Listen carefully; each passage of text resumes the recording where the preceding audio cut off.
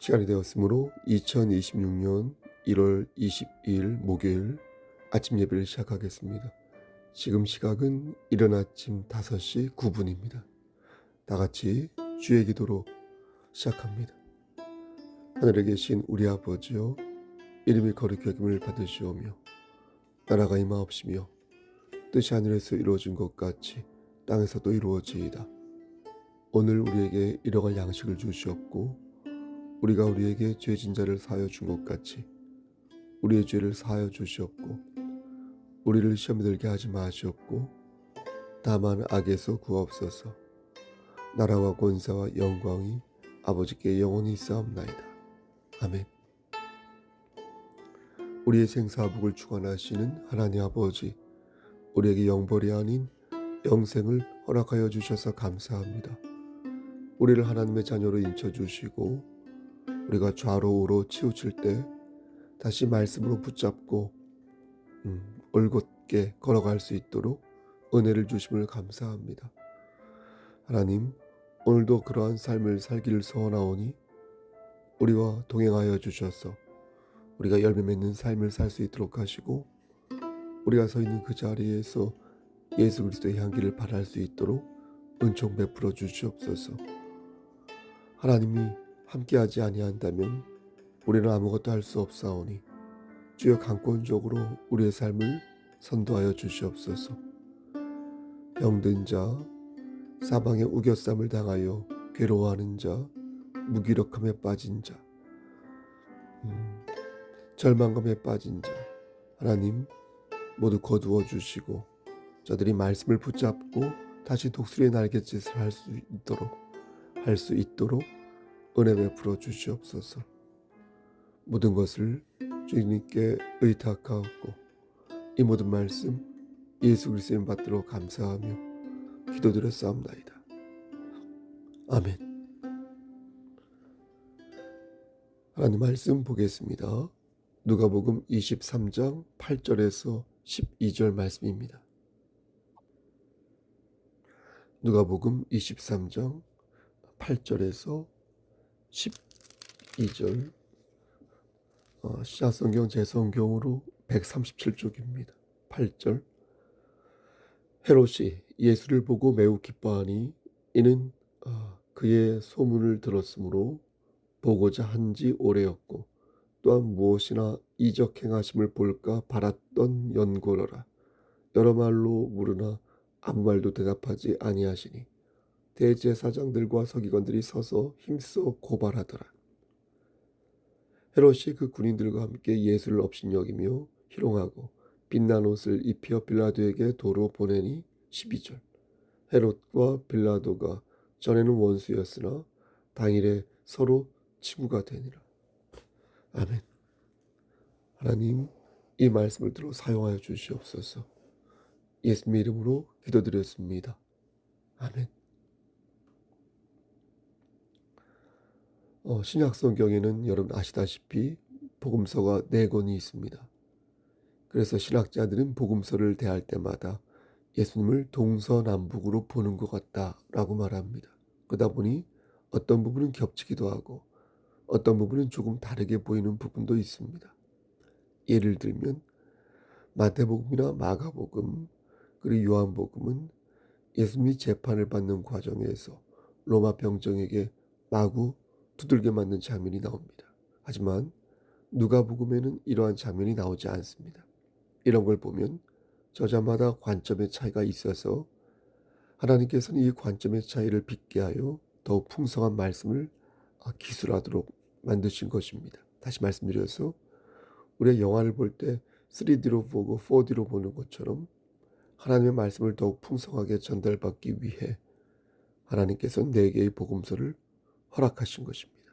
그래서 각 복음서에서 강조하고 있는 부분들을 종합적으로 보게 하여 복음의 진가와 풍미를 더욱 느끼게 만드신 것입니다. 그러니까 복음서 기자가 각각 개성이 있고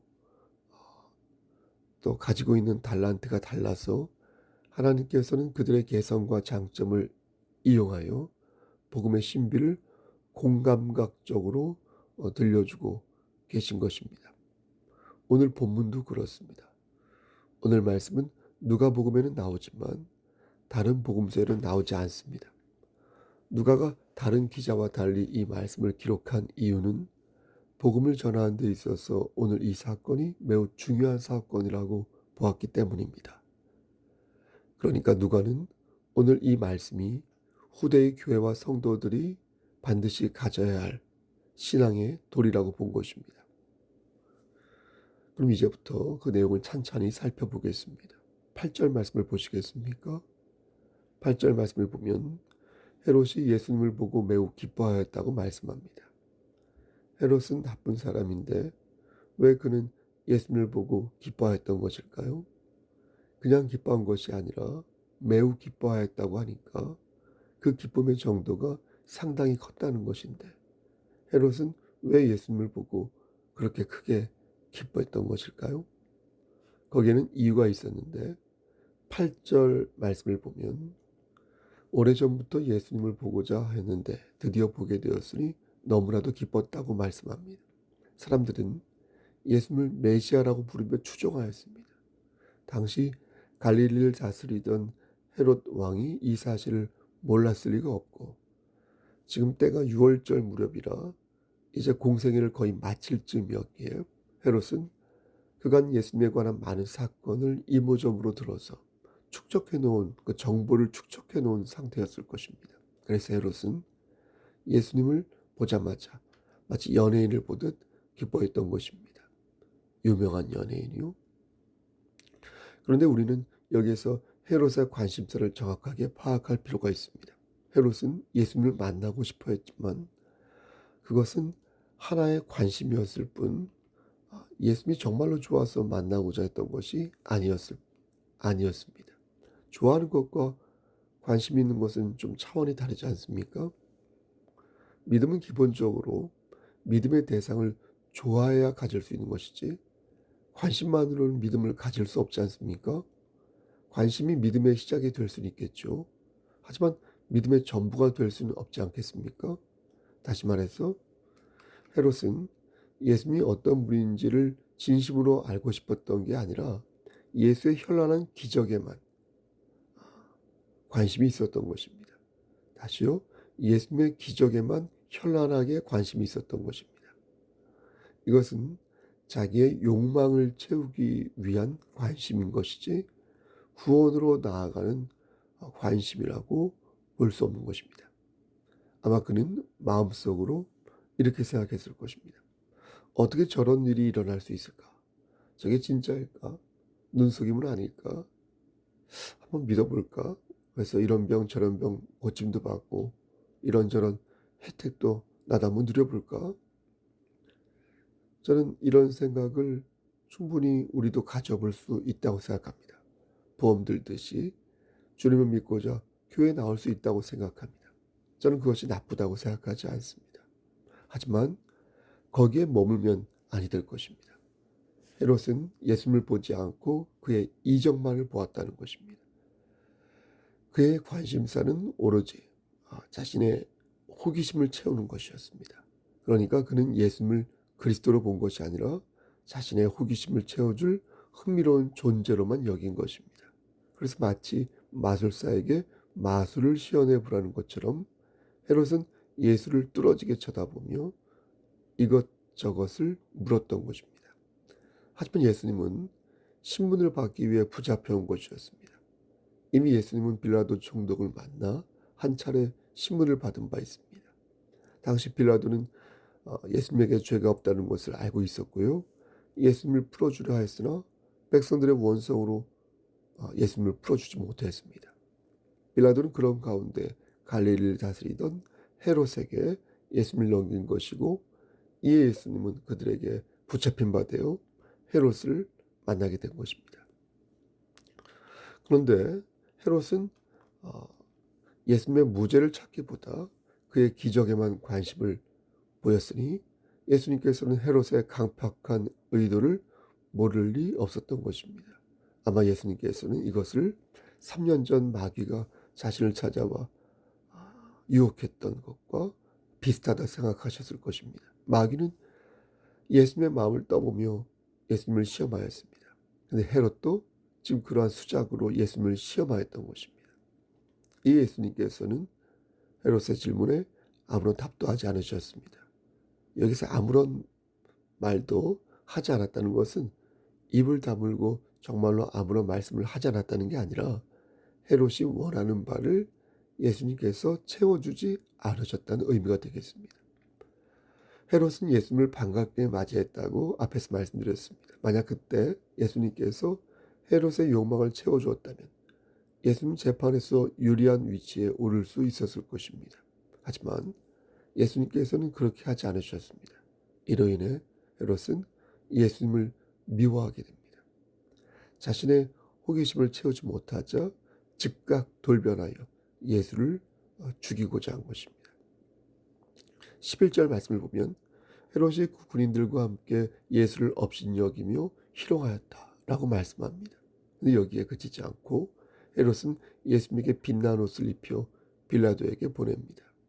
자신의 욕망을 채우지 못하자 예수님을 한순간에 뱉어버린 겁니다.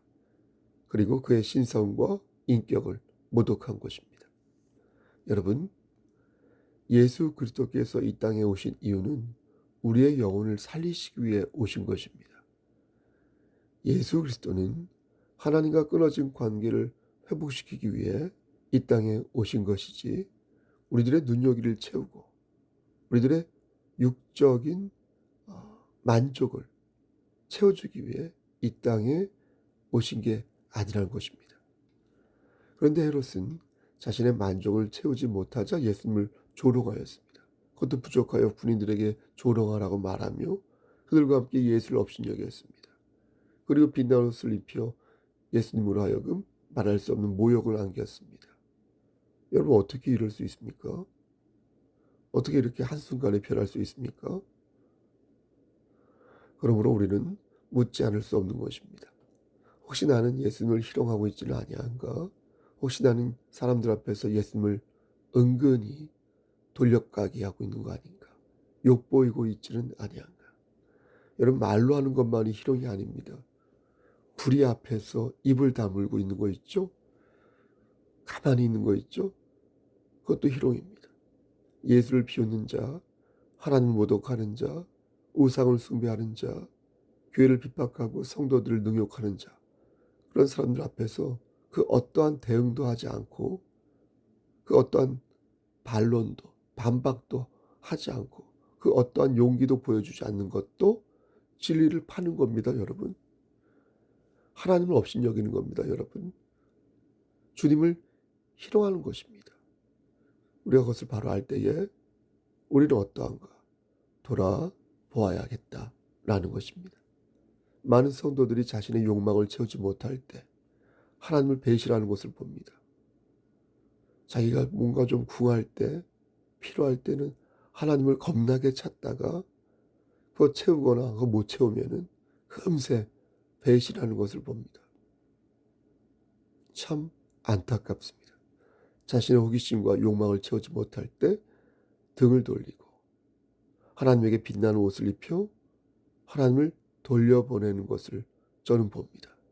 그럴 때마다 성령님께서는 말할 수 없는 탄식으로 그들을 지켜보실 것입니다. 여러분, 순수하지 못한 믿음이 어떻게 감동을 줄 수 있겠습니까? 그가 나를 순수하게 사랑하고 정직하게 사랑하고 진실로 사랑하지 않는데 어떻게 그에게서부터 감동과 기쁨을 받을 수 있겠습니까? 사람의 감정도 그러한데 하물며 하나님을 향한 사랑은 어떠하겠습니까? 사랑하는 성도 여러분, 그러므로 저는 오늘도 여러분들에게 권면하는 것입니다. 우리는 자신의 욕망을 채우기 위해 하나님을 끌어들이는 헤롯과 같은 사람이 되어서는 아니 될 것입니다. 자신의 욕망을 채우기 위해 하나님에게 재주를 피워보라고 말하는 무례한 사람이 되어서는 아니 될 것입니다. 성경은 헤롯과 빌라도가 전에는 원수였으나 당일에는 서로가 친구였다고 말씀합니다. 순수한 믿음은 순수한 믿음을 부르지만 거짓된 믿음은 거짓된 믿음을 부르기에 우리가 서 있는 그곳이 만약 불의한 곳이라면 우리는 원수를 사칭하여 또 다른 불의를 책동할 것이기에 속히 어떻게 해야 되겠습니까? 그것을 빠져나와야 할 것입니다. 반대로 우리가 서 있는 그것이 올바른 곳이라면 우리는 주의 공의와 사랑으로 그것을 더욱 성숙하고 합당한 곳으로 만들기 위해 힘써야 할 것입니다. 여러분, 우리 교회가 진리를 바로 세우기 위해 부단히 노력하는 그런 공동체가 되기를 소원합니다. 하나님 중심의 삶을 살기 위해 부단히 모여서 찬양하고 부단히 모여 기도하고 예배드리는 그런 교회가 되기를 소원합니다. 그러기 위해서는 지금보다 더욱 순수한 믿음으로 마음으로 교회를 세우기 위해 손을 잡고 함께 나아가야 할 것입니다.